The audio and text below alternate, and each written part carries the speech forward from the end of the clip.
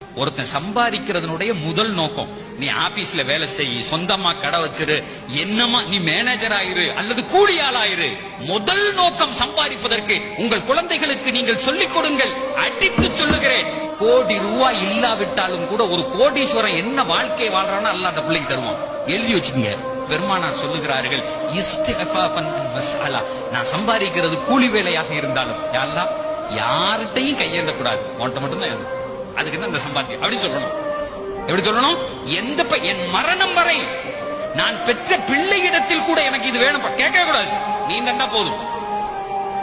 சொல்லி பாருங்களேன், கடைசி நேர தண்ணி வரை உங்களுடைய வாயில் இறைவன் ஊட்டுவான்.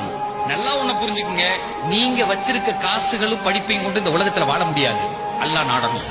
கோடி ரூபாய் இருக்கவன் கூட ஏதாவது ஒரு நோயில இழுத்து பட்டு செத்து போறான். அந்த பணம் பயன்படவே பயன்படாது, அந்த அறிவு பயன்படவே பயன்படாது.